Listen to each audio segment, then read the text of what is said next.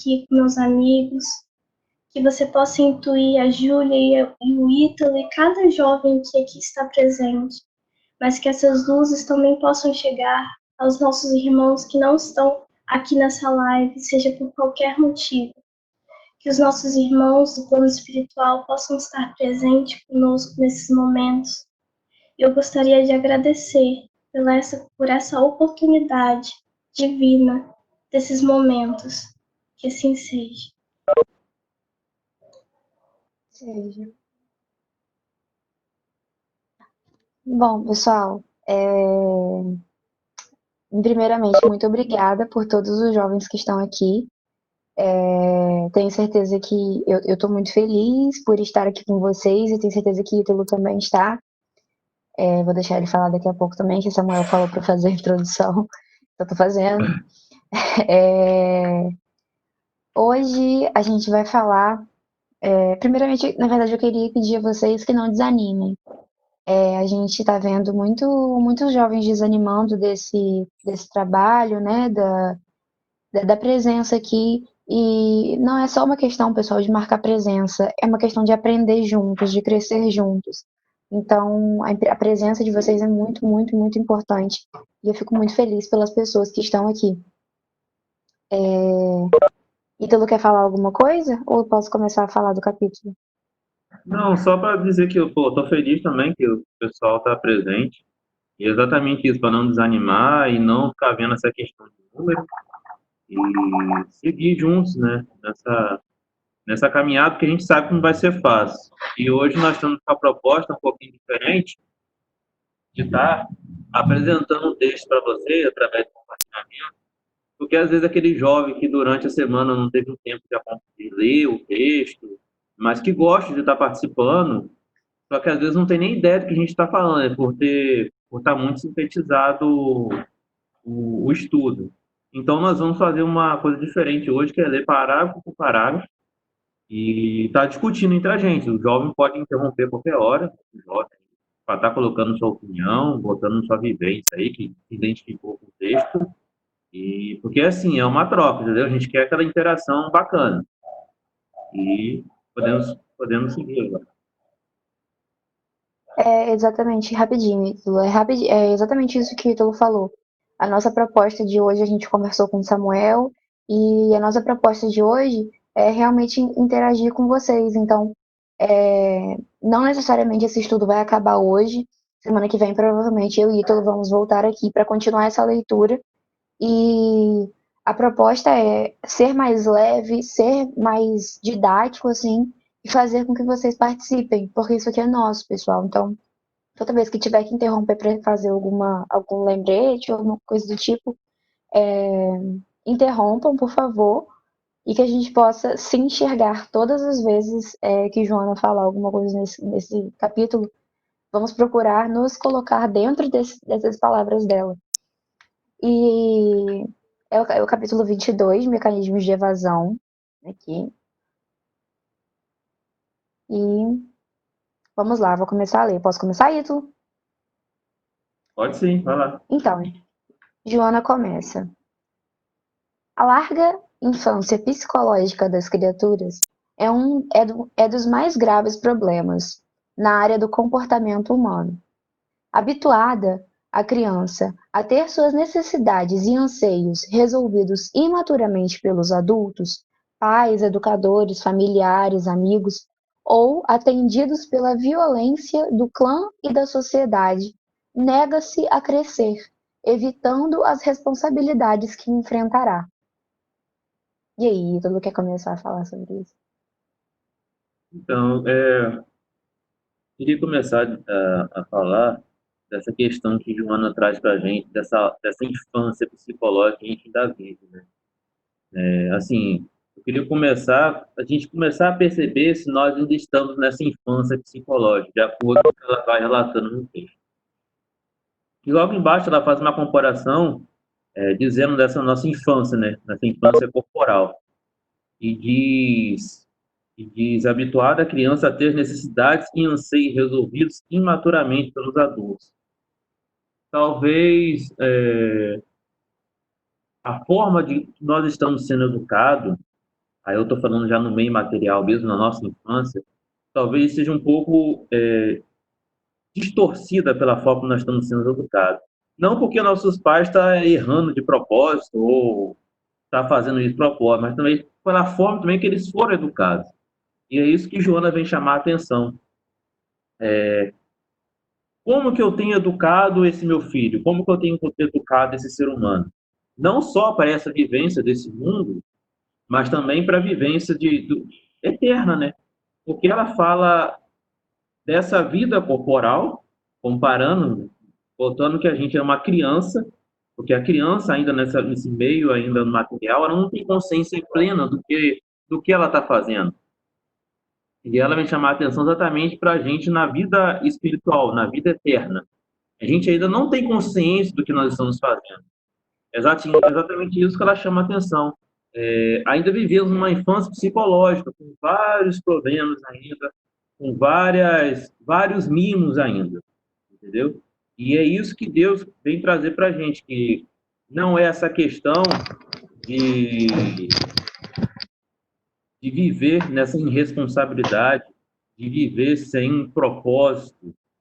Ele chama a atenção para a gente chamar, sabe, chamar a nossa responsabilidade. E talvez, por até mesmo nessa vida ainda material, a gente não está sendo educado de uma forma mais ampla, uma forma mais eterna, digamos assim. Então, muitas das vezes, nossos pais, nossos educadores passam uma educação talvez equivocada, colocando muita coisa na nossa mão e talvez fazendo o nosso psicológico ficar dependente deles. Entendeu? Ou outras vezes, são dois extremos aí. Um extremo que a pessoa é muito mimada, digamos assim, e outro extremo que a pessoa é muito desvalorizada, que não tem tantos prazeres, não tem tanto, como é que eu posso dizer? Não tem tanta responsabilidade, não consegue tudo o que quer. Entendeu? São dois, isso que eu queria contar, são dois extremos que ela estava falando aí. A criança que tem tudo e a criança que não tem nada. Nos dois pontos, leva a um caminho que é esse caminho de mecanismos de evasão, onde nenhum dos dois pontos a gente chama responsabilidade. Um vai levar nesse ponto de, eu sou dependente eternamente daquele que me criou, e o outro vai levar para o ponto, tá, tudo bem, eu não tive tudo que eu queria, agora que eu posso, eu vou levar isso aos extremos e vai acabar talvez com a minha encarnação daquele momento. Acho que pode seguir, né, Júlia? Você tem uma coisa para falar? Eu acho que nessa parte, quando a Joana fala, nega-se a crescer evitando as responsabilidades que enfrentará. É importante a gente analisar aqui que nós estamos dentro de uma doutrina que prega principalmente a nossa evolução. E prega principalmente que nós estamos aqui, nesse planeta, nesse momento, para evoluir, certo?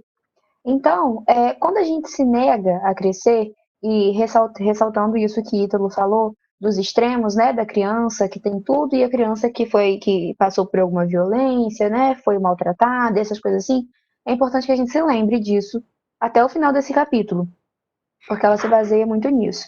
Mas, quando você se nega a crescer, você se nega a evoluir.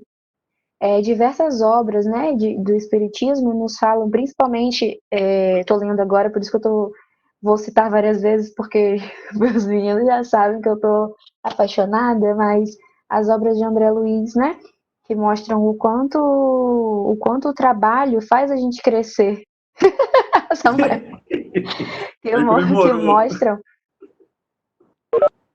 que mostram como o trabalho faz a gente crescer. Então não existe isso de você ser espírita, acreditar na evolução.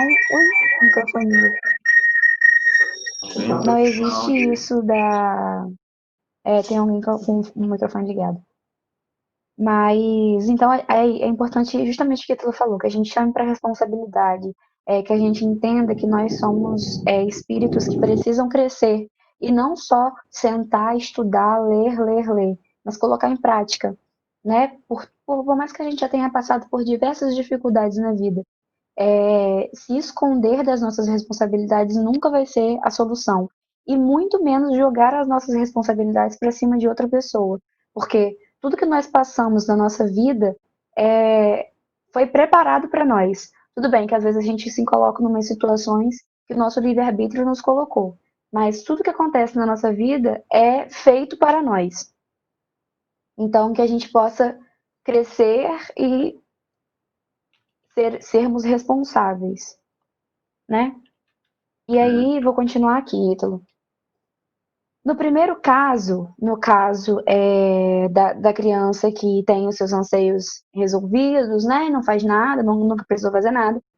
No primeiro caso, porque tudo lhe chega às mãos de forma fácil, dilata o período infantil, acreditando que a vida não passa de um joguete e seu estágio egocêntrico deve permanecer, embora a mudança de identidade biológica de que mal se dá conta. Ou seja, o que Joana fala aqui pra gente é daquele primeiro caso, da criança que teve tudo, que os pais mimaram, não só os pais, né, a família, e aí o que acontece? Esse indivíduo cresce e não se dá conta da mudança biológica que ele passou, né? Ou seja, ele ainda se vê como uma criança que precisa dos outros, que precisa de uma atenção enorme, sendo que ele já é um adulto ou um adolescente, né? Já é um indivíduo desenvolvido. Então, a vida não passa de um joguete e seu estágio egocêntrico deve permanecer. Ou seja, ele acha que ele vai ficar só de espectador, né? Ele acredita que ele é o centro de tudo, todas as pessoas devem trabalhar em prol dele e nada mais importa, apenas ele, porque foi assim que ele foi criado, né? Educado. Mas vamos pensar aqui um pouquinho, porque quando a gente fala desse indivíduo, a gente pensa numa coisa muito distante de nós. Mas não necessariamente essa questão do egocentrismo, né? De achar que todo mundo tem que fazer tudo por nós não fazemos nada para ninguém, se dá apenas com esse indivíduo que foi mimado na infância.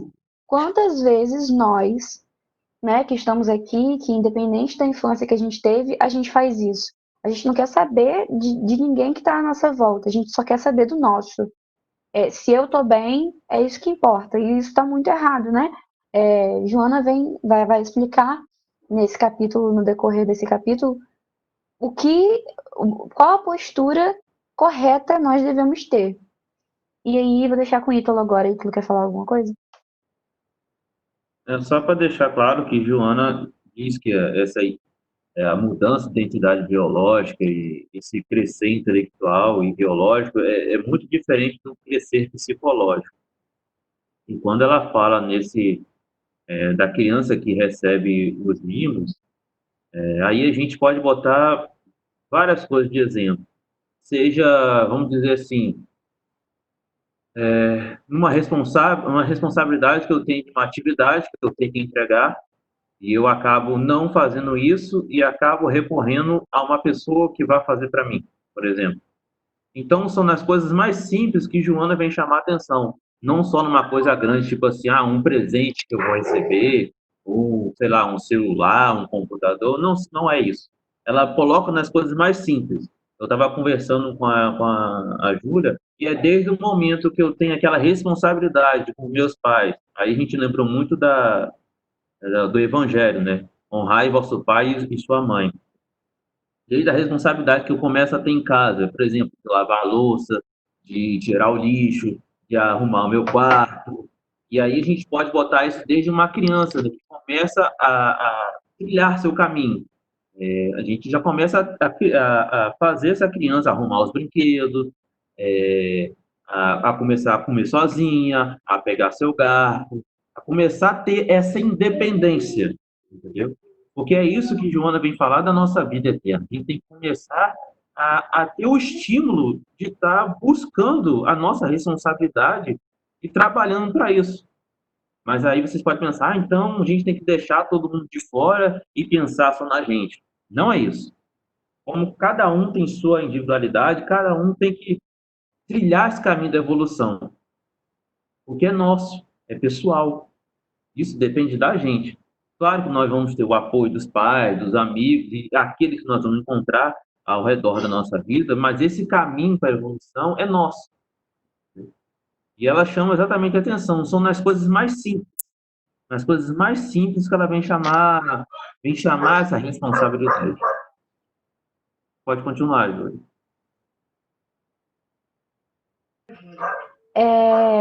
Isso que Ítalo tá falando, só uma. Isso que Ítalo tá falando, é importante a gente analisar que responsabilidade e trabalho é igual aquela analogia que a gente faz da caridade.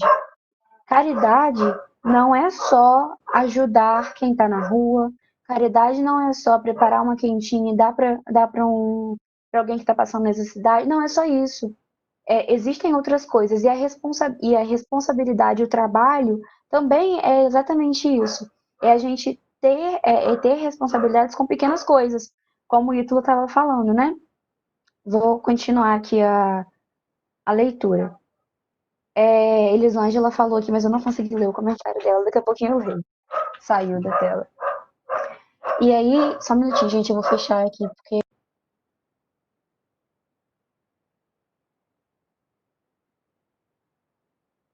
Peço perdão. E aí, continuemos. Ela fala: mimada acomoda-se a exigir e ter, recusando-se o esforço bem dirigido. Daniele, enfim, não sei. Mimada Não, acomoda-se a Júlia, exigir e ter. Júlia, desculpa, sou eu, tia Dani. É que eu tô catando aqui onde é que tem comentário no celular que eu não sei, entendeu? Ah, tá, Desculpa. tudo bem. Não, acho que você me Pode fez continuar. um super favor, porque agora eu posso riscar. Não, eu tô tentando catar onde é que tem um comentário, entendeu? Que eu não sei. É que eu tô no Entendi. celular Tudo hoje, mas bem. tranquilo, pode continuar. Então, e aí Joana continua aqui. Mimada acomoda-se a exigir e ter, recusando-se o esforço bem dirigido para a construção de uma personalidade equilibrada, capaz de enfrentar os desafios da vida que lhe chegam. Eu estava conversando com o Ítalo, quando a gente leu esse pedaço, e vamos fazer aqui a analogia com aquele jovem que fica em casa e aí os pais trabalham, ou assim, o pai trabalha fora e a mãe é dona de casa, ou o contrário, né? O pai fica em casa e a mãe trabalha fora, a gente não sabe a realidade das coisas. E aí os pais trabalham muito, os avós trabalham muito, todo mundo fazendo um monte de coisa, e ele está na cama sentado fazendo absolutamente nada. Gente, é muito fácil vou repetir isso, é muito fácil a gente estar aqui agora, sentados, ouvindo um estudos do Gabriel com o João da semana passada, ou de Érica com não lembro quem, e aí é muito fácil a gente estar aqui, estar nas nossas mocidades online, mas quando que a gente vai começar a praticar isso?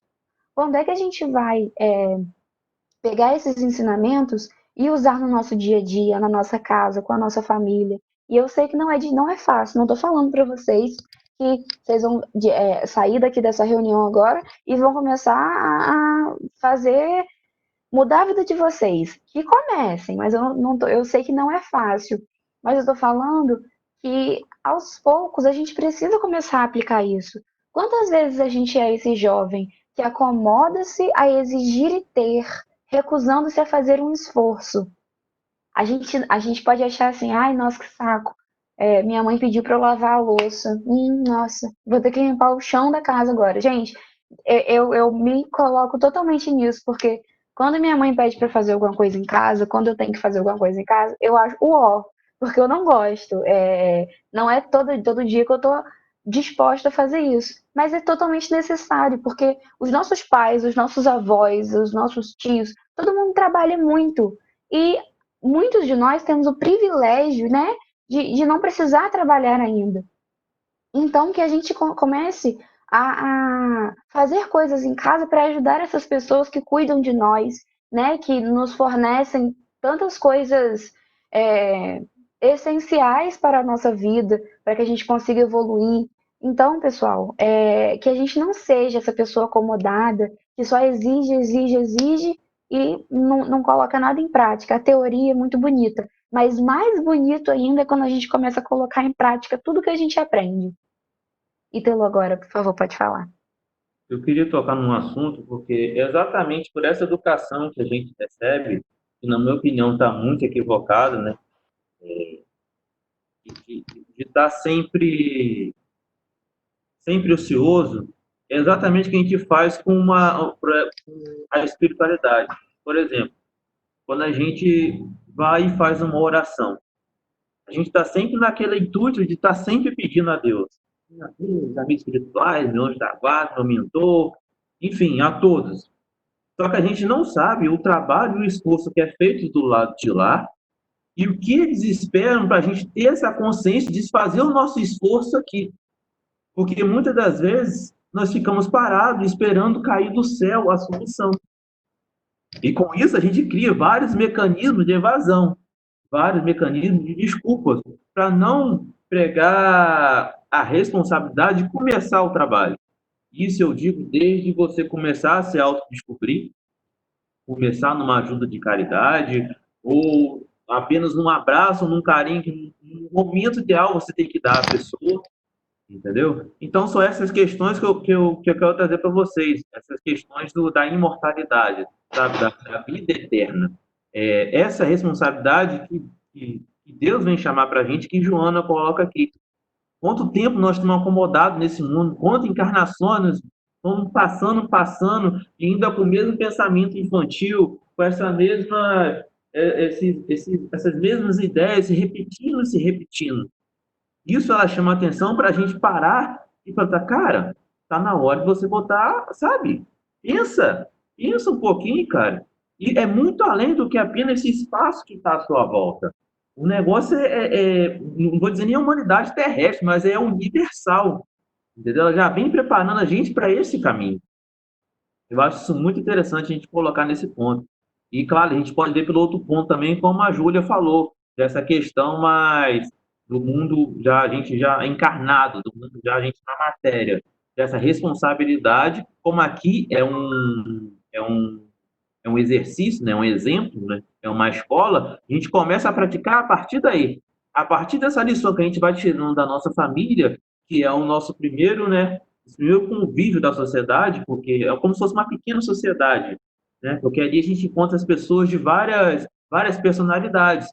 E ali, com esse mecanismo, Deus vai fazendo você, né, começar a ficar equilibrado, começar a se ajustar, ver vários tipos vai ter vários tipos de conflito, mas é ali que você tem que chegar. Porque como é que você vai dimensionar quando isso for universal? Entende? Então, chama exatamente a gente para o trabalho, para a responsabilidade, para a educação que a gente deve ter. Dá para você ler Sabe o que os é? comentários aí, Júlio? Dá sim, peraí que eu acho que eu sei fazer isso. Vou tentar aqui. Não, Olha, vem eu sei aqui. Posso fazer. falar um pouquinho enquanto vocês olham o comentário? Claro, Pode, oxe. claro. É que enquanto vocês estavam falando, eu estava lembrando muito da minha infância. A minha mãe botava eu e meu irmão para lavar a cozinha ou o banheiro, que eram os lugares onde a gente podia escorregar, tacar sabão, enfim, correr e fazer bagunça, e enquanto a gente fingia que limpava, né? E aí, mas como que isso, até a hora que ela ficava puta, mandava todo mundo sair para ela terminar, porque senão nunca ia acabar a faxina da casa, né? Mas assim, é para colocar o quanto que é importante, assim, a gente começar a colocar essas responsabilidades ou começar a introduzir essas ideias de uma ajuda em conjunto na família, né, de um cuidado com a casa ou de um cuidado com a família, enfim, de um cuidado com o lugar onde a gente mora, onde a gente convive e tudo mais. E aí, eu lembro que quando eu fiquei maior e meu irmão também, minha mãe me colocava para lavar a louça e a atividade do meu irmão, a responsabilidade do meu irmão era levar o lixo lá fora.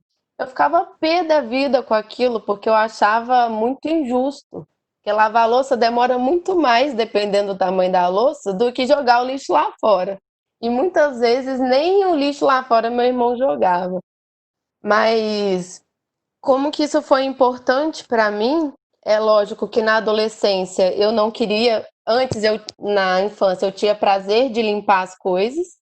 E isso era, eu lembro muito do relato da moça que trabalhava na limpeza da escola, que eu ajudava ela a varrer quando eu chegava na escola, da moça que trabalhava, porque eu sou de Minas, né? Então, da moça que trabalhava na casa da minha avó aqui em Campos, e de alguns lugares onde eu passava quando eu era pequena que eu gostava de ajudar a fazer e que depois eu não queria mais, né? E na adolescência eu não fiz mais. Mas como que essas ideias me ajudaram, por exemplo, a hoje, mais velha, entender a minha responsabilidade dentro da minha casa, né? Porque depois que eu vim morar com a minha avó é daquelas que entrega tudo na mão e adora trabalhar. Então, assim, às vezes é até difícil tentar ajudar, né? Porque ela gosta de fazer as coisas do jeito dela. Mas como que foi importante para eu também sacar que eu precisava fazer a minha parte dentro de casa, nem que fosse mínima. E aí eu lembro que eu estava no culto Pedro uma vez e uma pessoa muito intrometida do culto Pedro, chamada Fernanda, virou para mim e falou: aposto que você não lava uma louça na sua casa, não lava o prato que você come. E aí, quando ele perguntou isso, eu realmente parei para refletir e falei: cara, eu não lavo mesmo. Eu nunca tinha parado para pensar isso. Eu não lavo o meu prato. Então, assim, eu não fazia nada. A única coisa que eu fazia era estudar, porque eu tinha vindo para campus para fazer faculdade. E aí é muito do relato que eu ouço assim: ah, eu não ajudo em casa porque eu trabalho, ah, eu não ajudo em casa porque eu estudo, enfim. Só que não, gente, a casa é um lugar onde todo mundo tá junto, onde todo mundo precisa cuidar e zelar pelo lugar e cada um fazendo a sua parte, né? E eu acho que assim, como vocês bem falaram, faz parte do relacionamento descobrir assim, o que que cada um pode fazer dentro da casa. E isso é muito importante. Sabe o que a Luísa você estava falando aí? E nem sempre só quando a gente não faz nada dentro de casa. Tipo assim, minha avó não deixa, minha avó gosta de me dar tudo na mão. E nem é só isso, porque às vezes os pais não dão tudo na mão e pedem para que o filho, pô, limpa a sala para mim, limpa a louça, não sei o quê. E aí justamente essa questão do irmão, né? E aí dá muito menos função para um do que para outro. A gente não deve analisar por esse ângulo. A gente deve analisar não, nossa, mas o meu irmão está fazendo muito menos que eu, mas minha mãe está fazendo muito menos que eu. Gente, isso é um preparo muito grande para a nossa vida, para a nossa evolução, nossos pais. Olha que ajuda que seus pais estão te dando. E aí você fala, nossa, mas eu queria tanto estar agora. Eu queria estar mexendo no meu celular, queria estar assistindo um filme, queria estar fazendo. Cara, eu duvido que a sua mãe vai te colocar para limpar a casa o dia todo. Ver filme, ler, são coisas muito prazerosas, mas que não precisam se estender por um dia inteiro. Existem tantas coisas que a gente pode fazer na nossa casa para ajudar e sem olhar para o campo do outro. Como eu falei, não olhe para o outro, olhe para o seu. Por mais que você ache muito injusto, nossa, ai, não queria estar fazendo isso, eu queria estar fazendo menos. Cara, você está sendo muito bem preparado para a sua vida adulta, para a sua vida sozinho. Então, que a gente consiga olhar isso sempre pela ótica da evolução e não da injustiça, porque nós não somos injustiçados a partir do ponto de vista que estamos numa casa onde pai, mãe, tio, avô te dão tudo o que você precisa. O mínimo que a gente pode fazer é ajudar, nos mostrarmos ativos, né, frente a isso. Alguém quer falar mais alguma coisa? Eu posso continuar a leitura. Isso me lembrou muito o meu caso também. A minha Pode tia, falar, Júlia. a minha outra avó, ela me dava tudo na mão. Agora essa avó aqui, ela fala, se você quer, vai pegar. E a gente, alguns adolescentes, né, reclamam porque, não pode nem fazer isso pra mim, eu estudo e tal, e mereço um pouco de alguma coisa. Mas eles não pensam que isso é para o preparamento para o futuro, né? É para preparação para o nosso futuro, para que a gente possa aprender, para que a gente possa ser independente. Porque se a gente for dependente de uma pessoa a vida toda, a gente não está vivendo, sabe? Não está crescendo, nem evoluindo. É só isso mesmo. Isso aí. Fala, Gabriel. Trazendo um pouco do meu caso, aqui na minha realidade, eu tenho uma avó que atualmente está com 83 anos, eu acho, pelo que eu lembro, 83 anos. E ela, recentemente, há um tempo atrás, ela desenvolveu Alzheimer. Então, ela é bem esquecida das coisas, etc. E ela cresceu naquela sociedade onde a mulher só tinha uma função, que era servir aos homens, aos maridos, aos filhos, etc. Minha avó já brigou comigo, porque eu não deixei ela lavar minha caneca. Estava suja. Não, eu tenho que lavar, eu que sou a mulher da casa, eu que tenho que servir vocês, tal, etc. Eu que tenho que lavar. Eu falei, vó, eu sujei, deixa que eu lavo, tal, etc. E ela aí discutindo comigo. Uma alegria que eu já percebi nela, ela fica radiante, é quando vem uma visita aqui em casa, ela chega para visita, ela viu que a visita acabou de tomar café, acabou de comer. Achei uma visita, posso lavar seu prato? Posso lavar seu garfo, faca, seu copo? Quando a visita deixa ela lavar, ela fica radiante. E no final, a gente percebe que por mais essa ideia onde ela cresceu, nisso de que ela, como mulher, tinha que servir, essa ideia no final pode também ser perigosa para a gente que está ali sendo servido, né? Uma vez que isso pode alimentar em nós a ideia de que, pô, se ela me serve, os outros também têm que me servir. Era isso. Isso aí. Eu vou Eu ler vou... os comentários aqui rapidinho. Opa, pode falar. Não, acho que dá para eu ler aqui. Dá para eu ler aqui. Ah, Você tá, está pode ler página então. aberta aí. Que a Uhum. Daísa botou aqui, né, de criar autonomia, é verdade, e Elisângela botou aqui, verdade, isso. Muitas das vezes os conflitos entre os membros da família vêm da falta de esclarecimento ou a apresentação dos direitos e deveres que todos nós temos. É exatamente daquilo que a gente está falando agora, que o pessoal Ítalo, deu os exemplos. Oi? oi. Eu sou bem mais velha do que vocês, né? Mas eu tive uma oportunidade na minha casa de estar sempre trabalhando com essas coisas da casa. Eu me lembro que eu cozinhava bem criança, com 11 anos eu já estava ali nessa aprendizagem. E eu vi o quanto isso, né, foi importante para a minha vida, essa coisa por isso que eu botei a palavra autonomia, porque muitas vezes eu vejo jovens que não conseguem nem com 20 anos já, não conseguem nem um banco resolver uma coisa sua, precisa ficar na dependência dos seus pais. Então, gente que não tem CPF, que não tem, eu fiquei muito apavorada agora nessa pandemia. Eu estou falando isso porque eu achei assim, sério. Não ter carteira de trabalho, não ter CPF, não ter carteira de identidade. Jovens. Então, eu acho que é uma coisa muito séria mesmo, essa coisa do jovem trabalhar e buscar a sua autonomia para resolver as suas coisas. Estou falando disso, mas são muitas outras coisas, né? De saber se resolver, né? Administrar a sua vida. Isso Essa aí. fala de Adaísa me lembrou um caso muito engraçado. Lá na Comerge que eu participei, teve um ano onde um moleque, ele, por ter tido muita gente no polo, foi feito um acordo onde no polo poderia todo mundo tomar um banho por dia.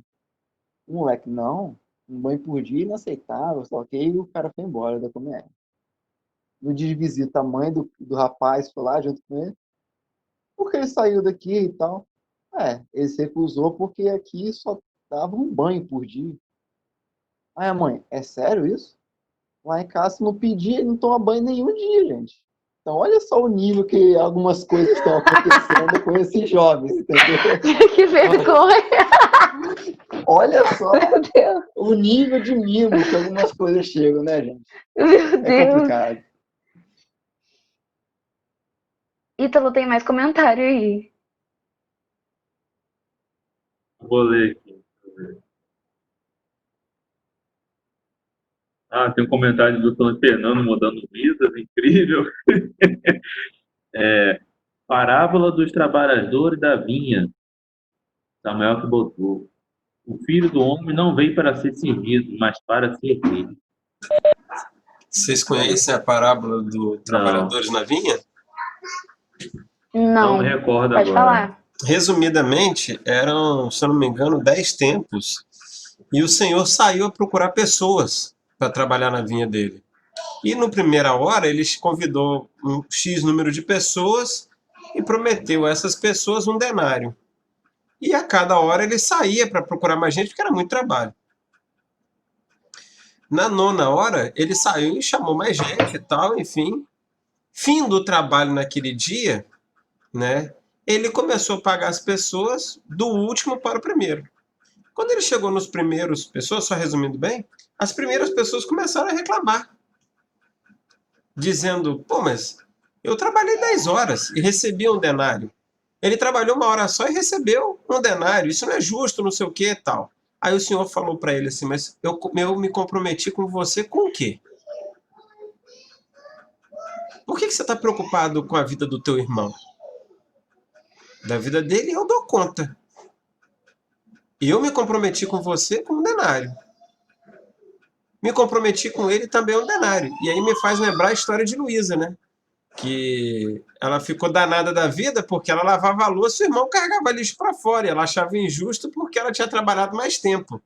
E aí me fez lembrar da questão, ou seja, o Cristo já falando em parábola, parece que é o que a gente ia repetir, né, 2000 anos depois. Eu reclamando porque meu irmão tira lixo e eu lavava a louça. Curiosamente, Luísa falou de uma coisa, mas eu lembrei disso também.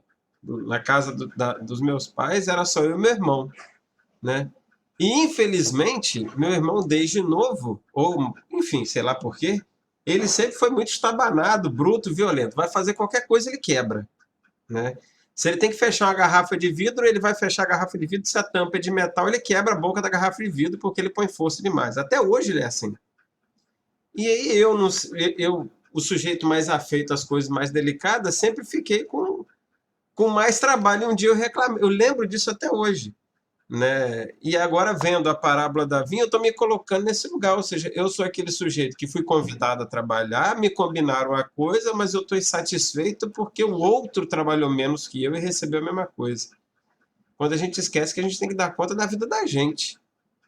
O que o outro está fazendo, olha só, é problema dele, como ele vai viver com aquilo, o que está sendo ofertado para ele, ele que se vire para lá com isso, né? Só lembrando desse passo aqui. Isso que Samuel falou, é importante a gente pensar que assim, tá, ele está trabalhando menos que eu, mas olha a oportunidade. Eu estou trabalhando mais que ele, eu vou saber, entendeu? Enfim, não sei se vocês vão conseguir compreender, mas eu acho que essa análise é importante. Acho que eu me embolei.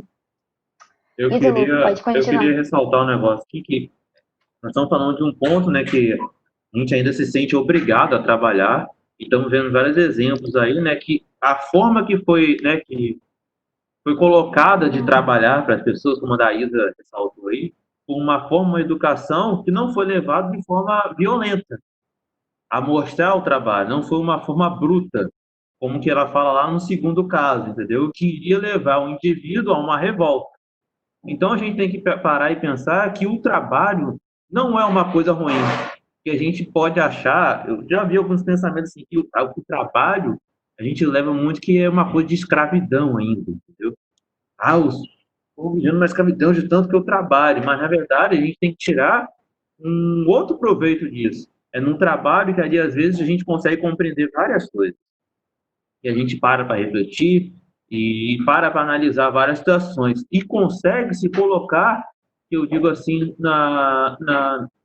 no trabalho do outro, entendeu? Consegue perceber a dificuldade no outro, no trabalho que tem. Aí você começa a ter essa percepção de se colocar no lugar do outro.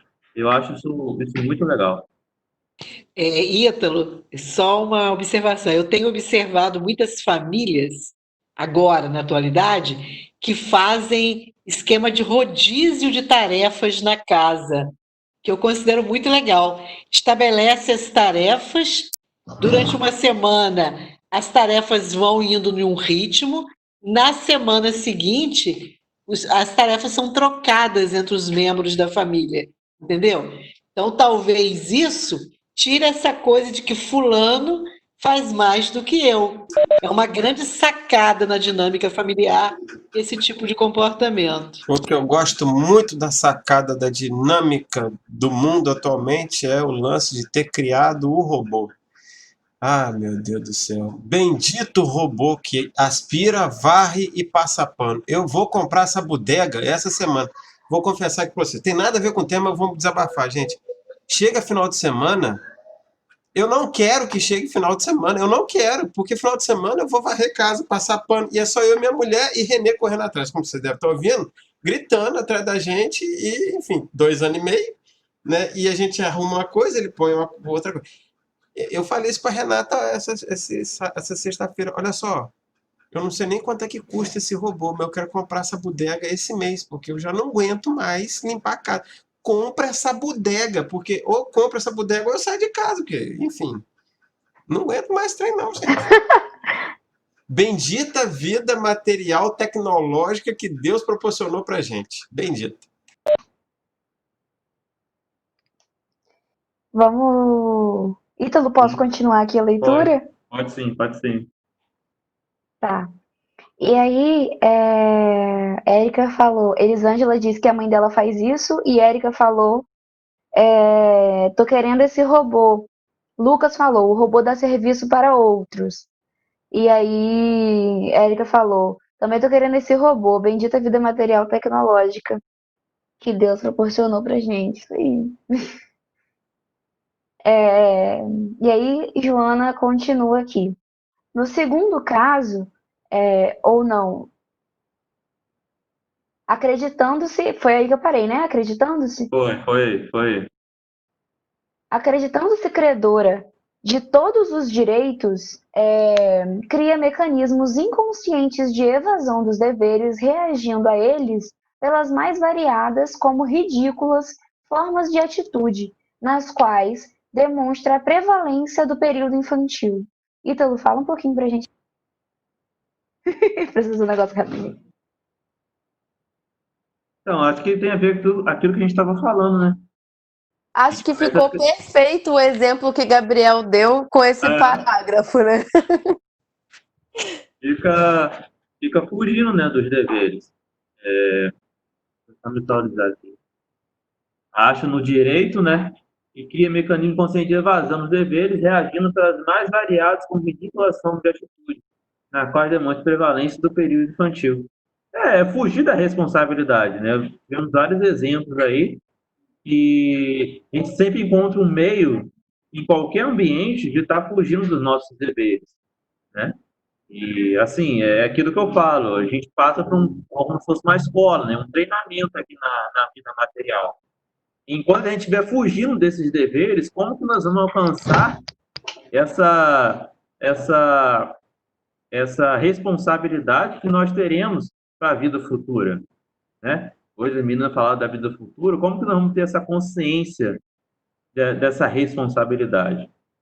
Enquanto a gente estiver tendo atitudes infantis, tipo de birra, né? Eu lembro das crianças, quando a gente vai falar alguma coisa, que fica de birra, reclamando, mas é exatamente isso que ela vem chamar a atenção, para não ter essas coisas, ela chama aqui, reagindo a elas nas mais variadas, com ridículas formas de atitude. E isso só é prejudicial a gente. Continua havendo um trabalho, o nosso dever, né, a nossa responsabilidade, como uma coisa infantil e sem proveito, achando que o mundo gira ao nosso redor, né? Isso é muito do ego falando. Só a gente tem razão, só a gente tem a capacidade e os outros têm que me servir. E assim, isso é muito prejudicial. Você está falando uma coisa, tem um parente meu, né, que esses dias aqui na família a gente falava justamente desse posicionamento mesmo, entendeu? Ele foge das responsabilidades, ele foge das responsabilidades.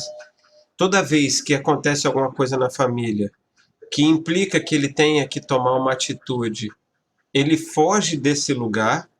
E enquanto vocês iam, eu já li esse texto, eu estou lembrando disso novo. Existia uma frase dele recorrente nesse mesmo lugar, que era a frase dele: eu sou obrigado a isso?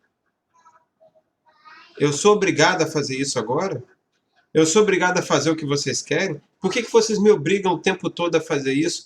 E aí eu lembro que teve uma cena constrangedora na família, que um dos meus tios falou para ele: olha só, mas realmente você não é obrigado, mas isso é responsabilidade sua.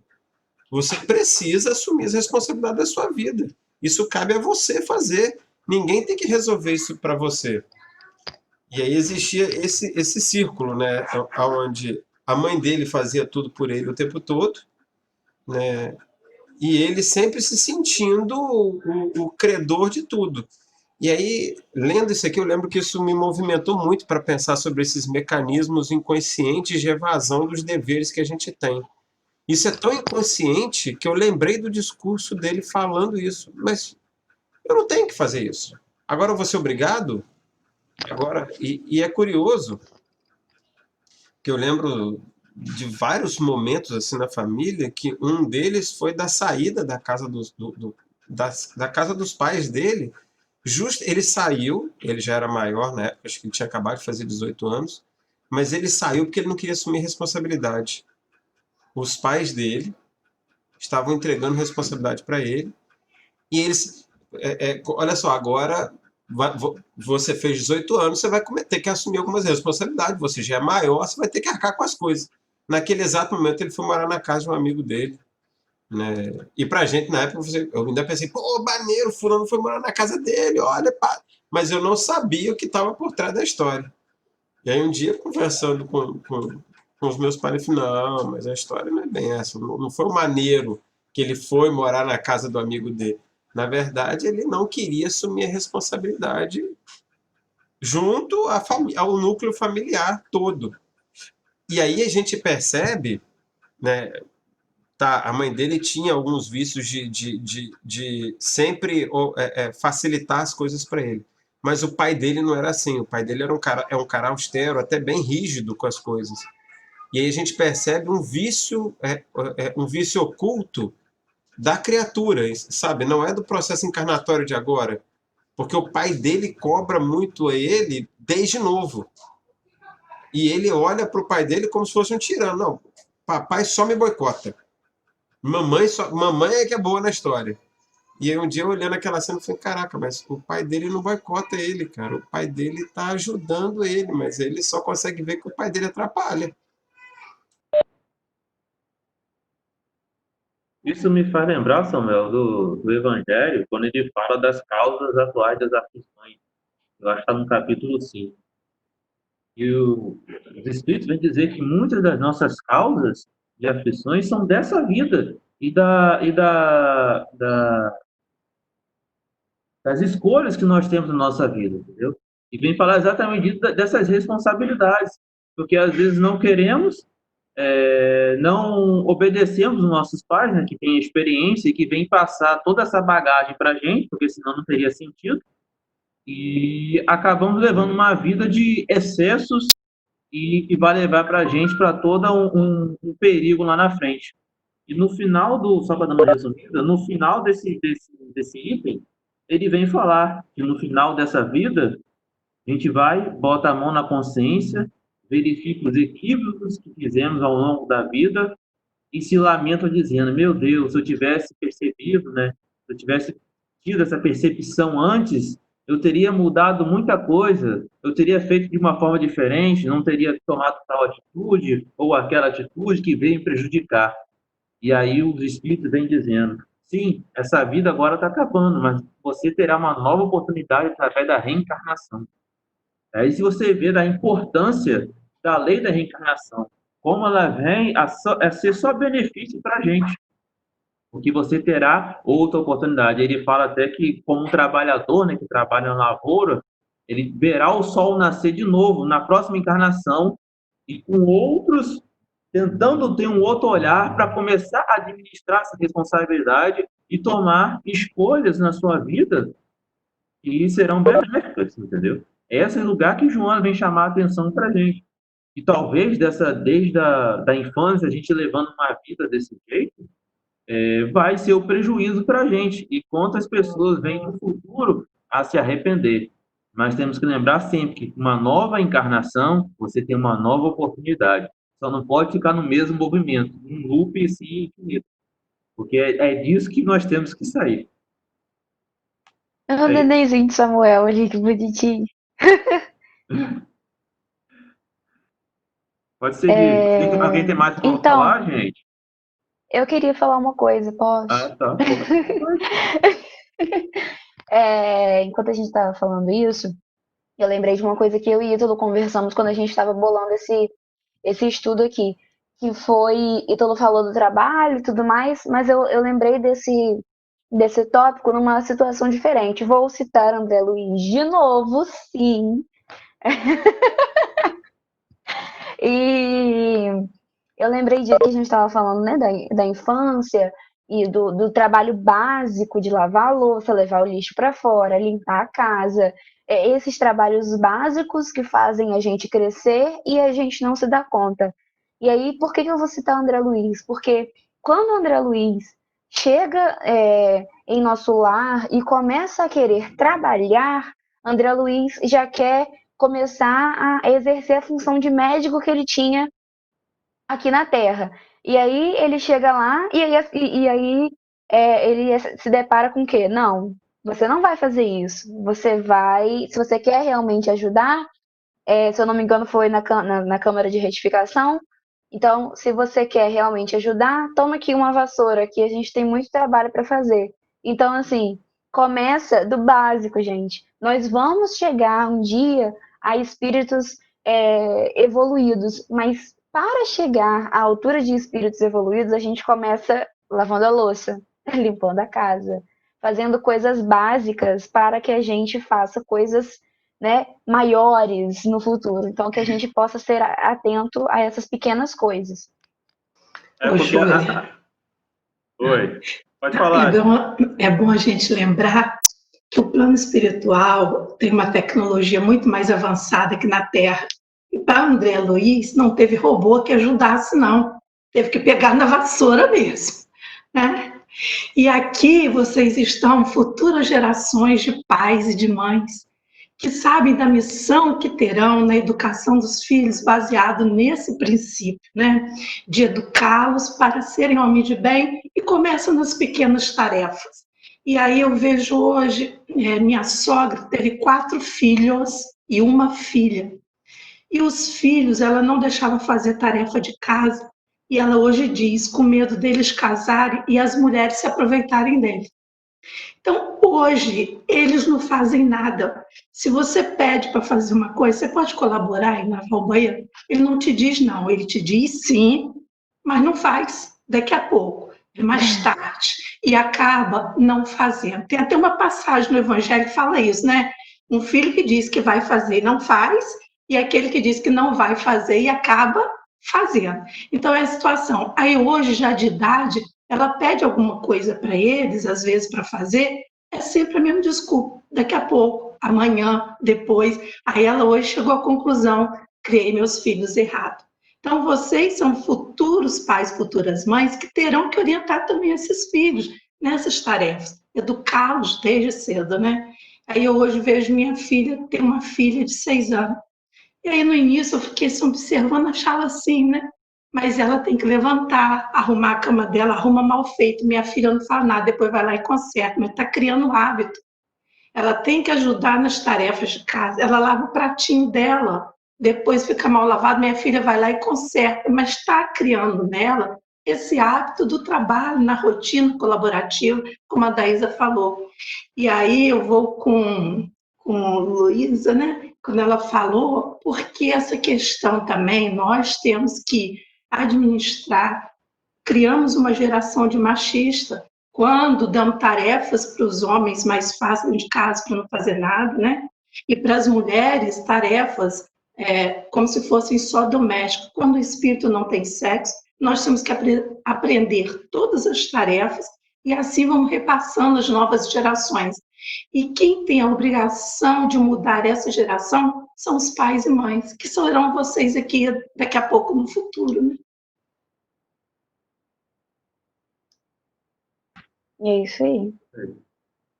Mais alguém quer falar alguma coisa? Eu lembrei que, partindo da fala de Tânia, e das coisas que vocês estão falando, que a questão do machismo, que a gente verifica tão triste na sociedade, passa por nós mulheres, né?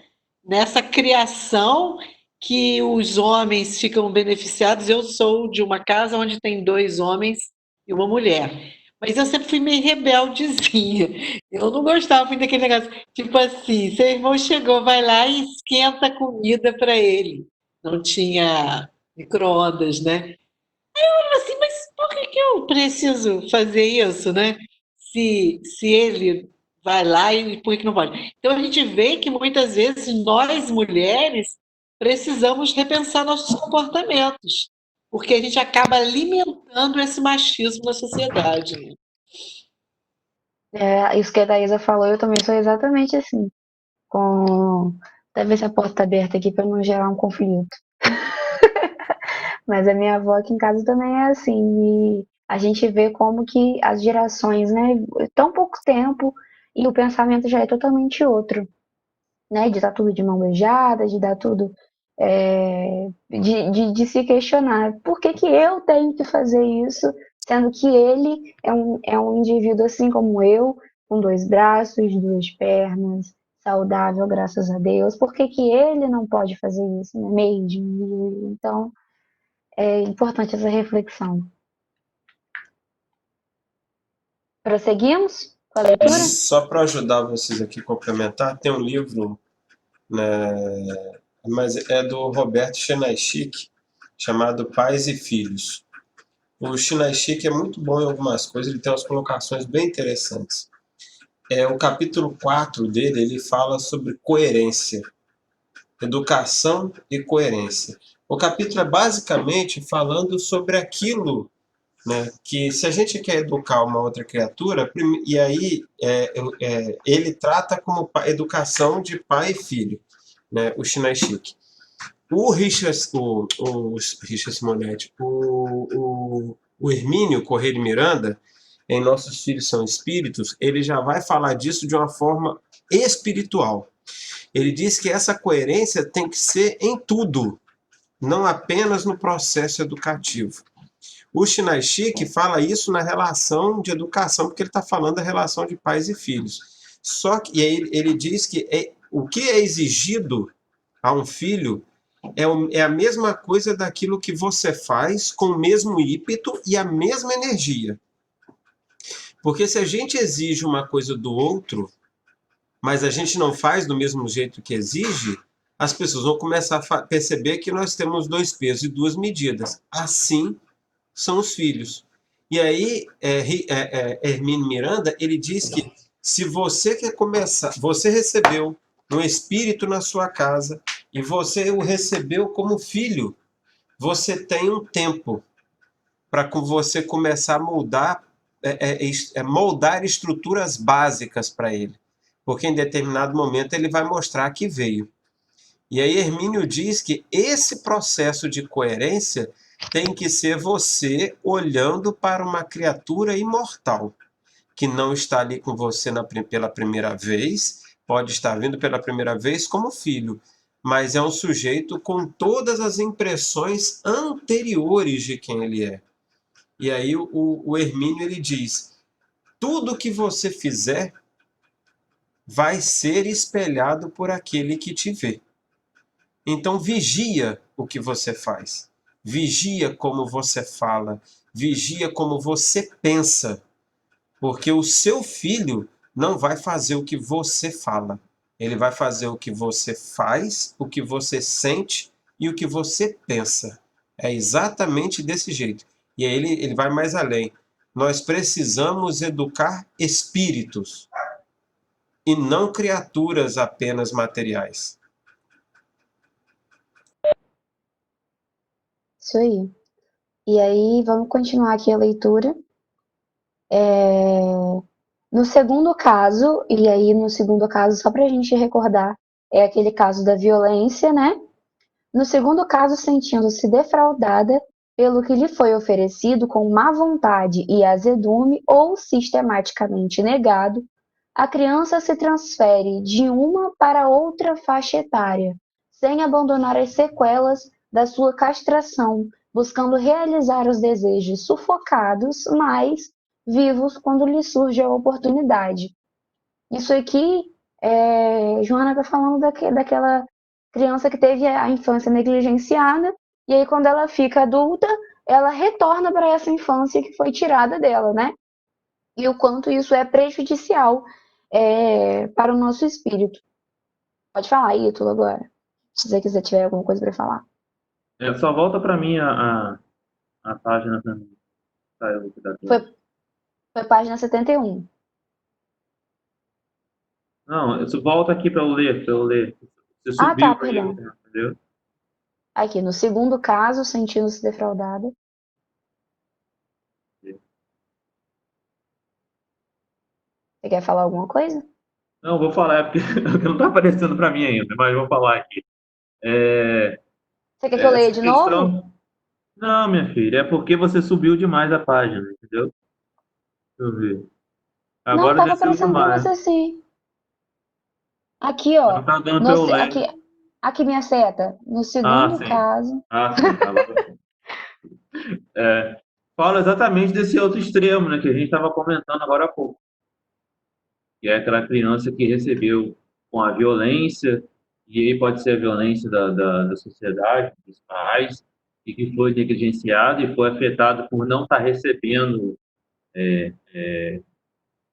que tinha que receber, assim, de uma forma legal, de uma forma positiva, e quando ela vê a oportunidade de estar adquirindo e tendo aquelas coisas que foi privada para ela na época, ele continua com aquele psicológico infantil e acaba fazendo as coisas totalmente equivocadas, né? E como ela fala, quando surge a oportunidade, está sempre vivo na mente dela esses desejos. E quando surgir a oportunidade, vai sempre ter o desejo de fazê-la. Então, vem falar exatamente da responsabilidade, que vocês estavam tocando agora há pouco, vem falar da responsabilidade dos pais, né? Acho que na causa atuais das aflições vem falar também um pouco disso.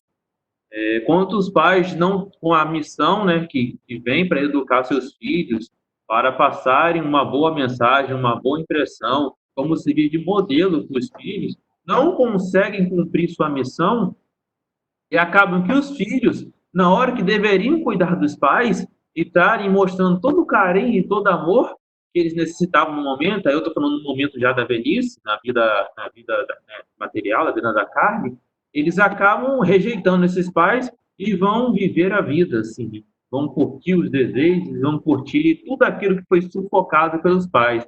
Mas aí foi um equívoco, né, dos pais antes de não ter educado seus filhos, de não ter feito da maneira uma educação mais coerente, né? Mais consciente, porque até mesmo é o futuro que nós estamos gerando.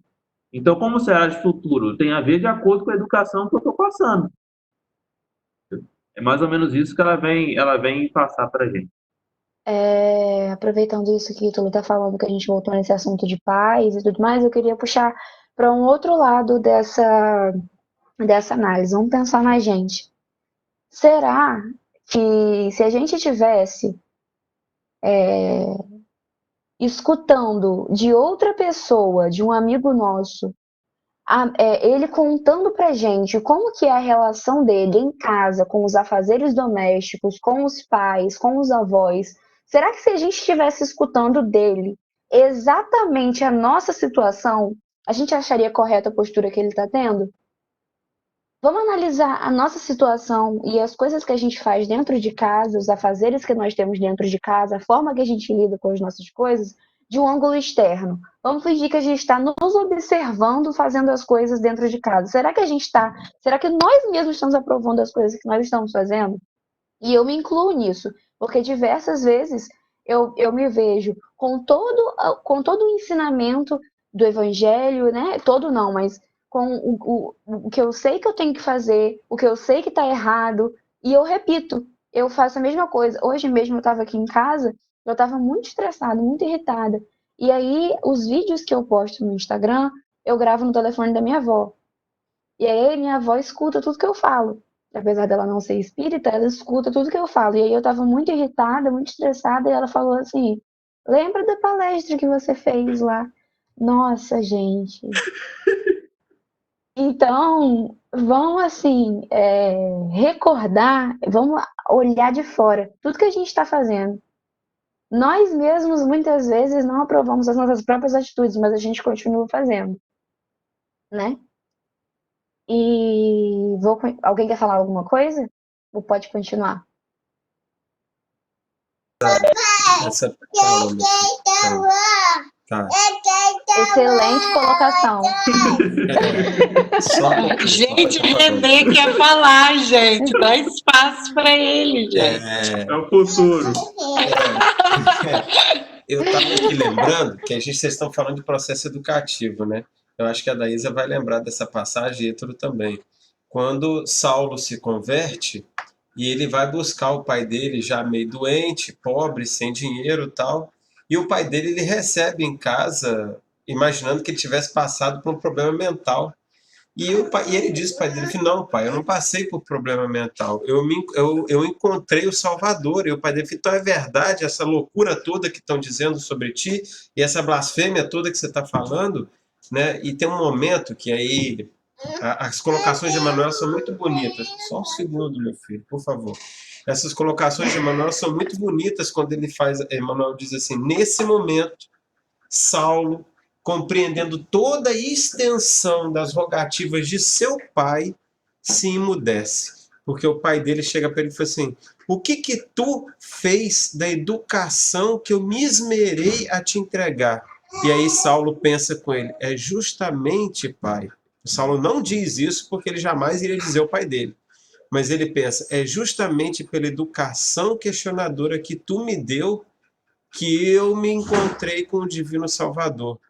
E aí o pai dele pede para ele, abjura essa criatura ou tu sai da minha casa e da minha vida.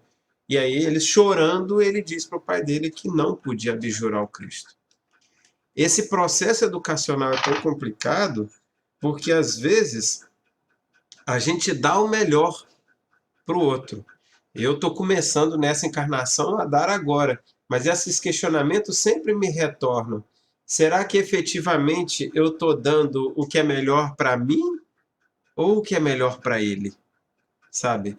É melhor para mim ou melhor para ele? Eu vou fazer, no caso de Joana, eu estou criando a primeira criatura ou a segunda criatura? Que maturidade psicológica, essas perguntas me vêm o tempo todo. Que maturidade psicológica eu estou ajudando a construir em René? Porque pode não parecer, gente, tem 2 anos. Mas esse cidadão já começou a botar as mangas de fora com 2 anos. Com 2 anos. A gente já tem encontrado... A gente tem vivido alguns desafios com o René nessa pandemia, porque com 2 anos, eu tô me assustando. Eu me assusto com ele quando eu vejo ele formar frases completas, com tempos verbais, que a gente não passou nada disso para ele ainda. Tem 2 anos, pô. E fazendo alguns questionamentos. E esses pensamentos têm me advindo. Que maturidade psicológica eu preciso ajudar a contribuir nessa criatura que está se formando? Porque Joana chama 2 lugares aqui para a gente, né? A primeira, né? E o segundo caso, até onde vocês estão aí até agora.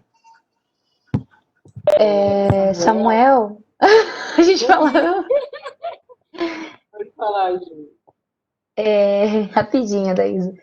Em relação a isso que você falou, será que eu estou fazendo o melhor para mim ou o melhor para ele, né? Eu ainda não tenho filho, mas eu acho que a gente pode fazer uma análise, porque adiantando um pouco, mas já aproveitando o gancho, em alguns parágrafos abaixo, Joana fala assim: as figuras domésticas representadas pelo pai e pela mãe permanecem em atividade emocional no inconsciente, resolvendo os problemas ou atemorizando o indivíduo, que se refugia em mecanismos desculpistas para não lutar, mantendo-se distante de tudo quanto possa gerar decisão, envolvimento responsável e enfrentamento.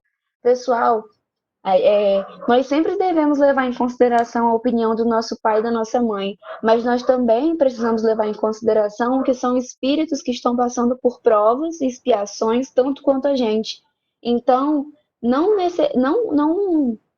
é correto a gente sempre jogar as nossas decisões para os nossos pais, para a nossa mãe, porque é, eu preciso tomar essa decisão, mas eu não sei o que fazer. Já que eu não sei o que fazer, minha mãe vai tomar a decisão por mim. Muitas das vezes a sua mãe vai tomar, sua mãe e seu pai vão tomar a decisão que eles querem para eles.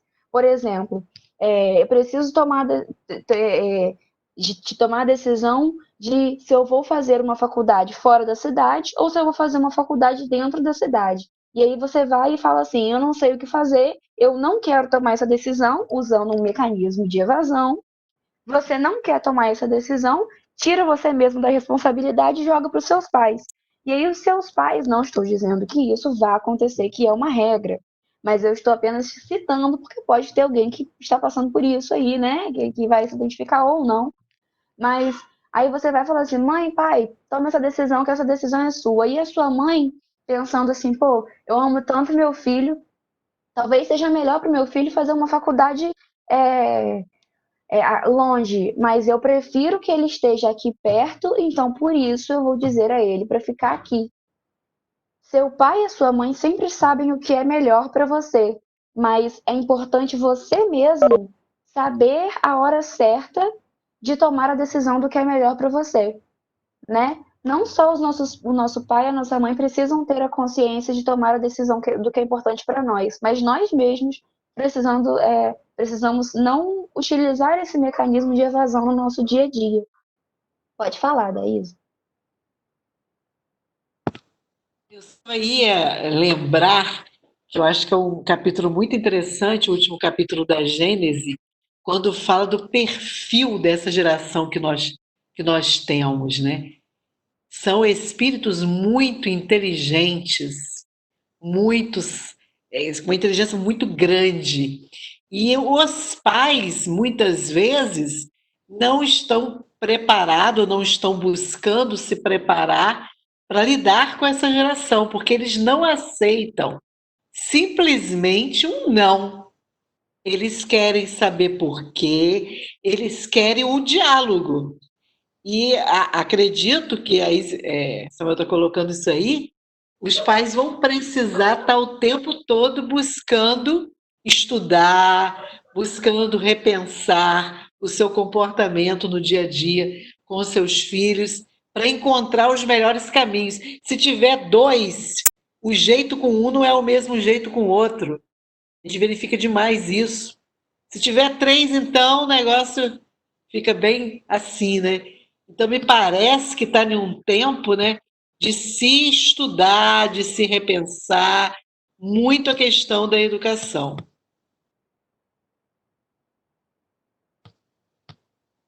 Gente, só lembrando que o nosso tempo acaba agora às 8h30. O negócio voou, né? Agora que eu assustei aqui que nós já estamos em 8h26, né?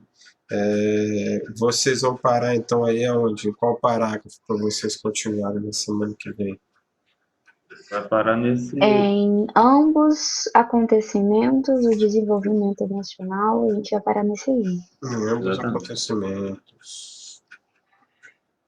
Esse aqui, pessoal, ó, para quem está acompanhando aqui pela coisa, a gente vai parar nesse aqui, ó. E aí semana que vem a gente continua. Eu queria aproveitar a oportunidade que a gente está Certo, falando Ítalo? aqui. Positivo. Eu queria aproveitar a oportunidade, já que a gente está parando aqui, por aqui, para dar a palavra aqui para Ítalo e para manter a palavra com Ítalo e com o Júlio, sobre algumas coisas que a gente falou e sobre aqui o canal da Mocidades e das propostas deles, dos dois aí, com relação a algumas coisas que eles já estão começando a verificar, né? Inclusive essa é uma proposta deles de fazer um estudo mais um pouco aprofundado sobre o tema que está sendo abordado, e não superficialmente, como havia sendo feito antes. Foi um pedido deles e aí eles colocaram algumas coisas. Vocês, por favor, terminem as colocações. Quer falar alguma coisa, Ítalo? Ou eu falo? Pode iniciar, pode falar. Depois eu completo depois. Então, pessoal, a gente para. Tudo bem. A gente para agora, então, nesse parágrafo aí. Como vocês repararam, não é possível fazer esse tipo de estudo em um tempo de 1h30. Porque é um estudo muito aprofundado. Mas por que a gente preferiu fazer assim?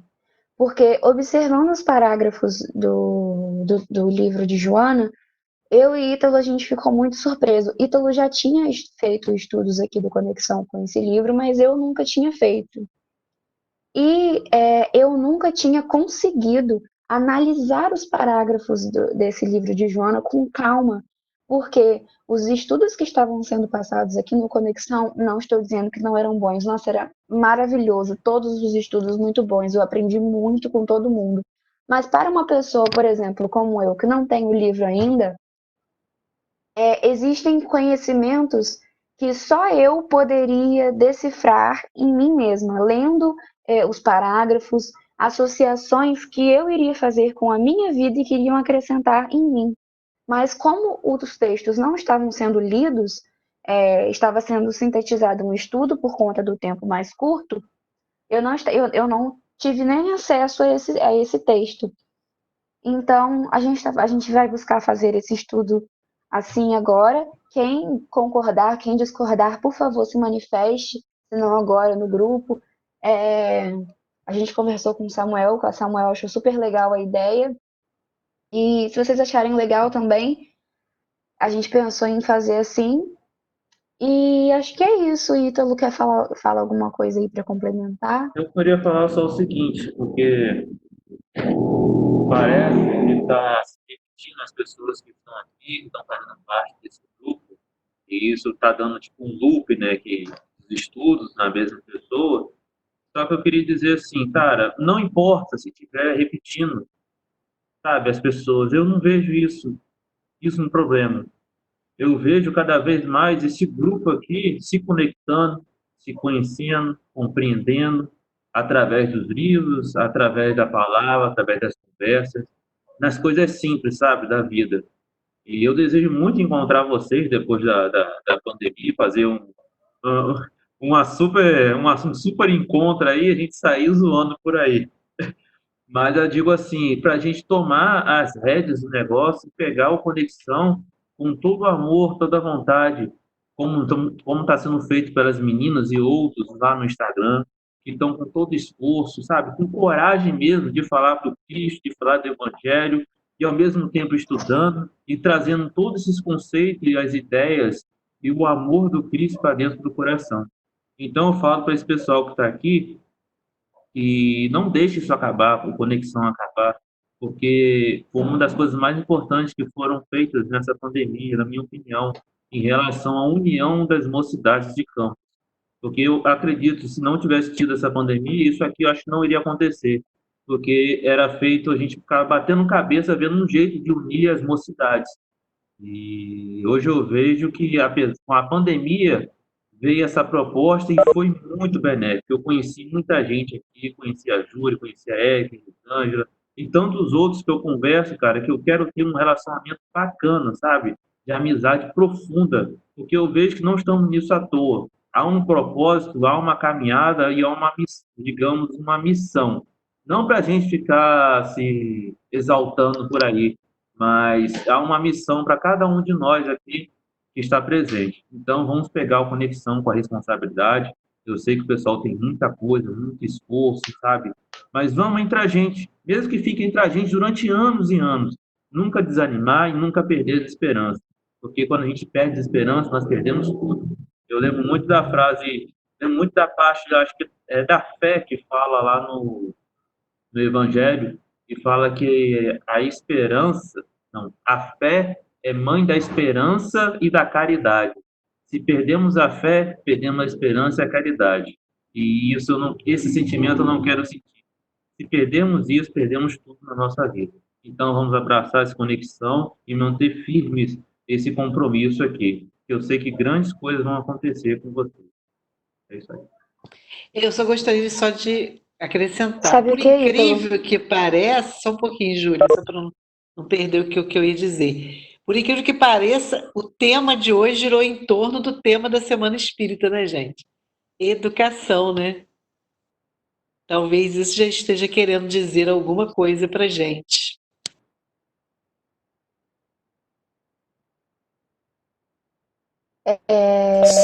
Só falando que o A nosso Daísa horário. parou de falar, é porque caiu aqui para mim. Não, eu só falei porque eu percebi, a palavra educação circulou hoje na nossa conversa. Só lembrando aí que nosso Sim. tempo já acabou, né? A gente já estourou 4 minutos. Se a gente puder encerrar aí, Vou Júlia. finalizar. É. Tudo bem. Eu só ia falar que eu vejo muita importância disso, dessa conexão, quando eu olho para mim, para a primeira Comércio única que eu fui. Eu não conhecia ninguém, eu estava sozinha e os poucos que eu conhecia estavam entrosados com outros. Então isso aqui é muito importante. Vamos dar valor a isso, pessoal, porque é importantíssimo isso que a gente está fazendo. Mas vamos lá, quem vai fazer a nossa prece de finalização? Fazer.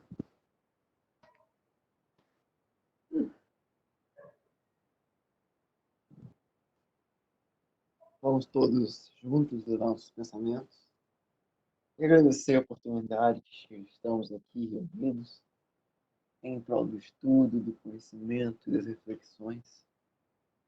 Agradecer a nossos amigos espirituais pela oportunidade, pela proteção e pelo amparo que eles nos dão. Agradecer a nossos pais que permitiram-nos, ao encerrar o planejamento da nossa reencarnação, ao dar a cada um de nós o veículo carnal que veste nesse momento. Agradecer por tantas coisas que acontecem nas nossas vidas, que nos permitem o constante aprendizado e renovação. Que acima de tudo, Senhor, seja feita apenas a vossa vontade. Que assim seja. Assim seja. Tchau, gente. Boa noite, tchau.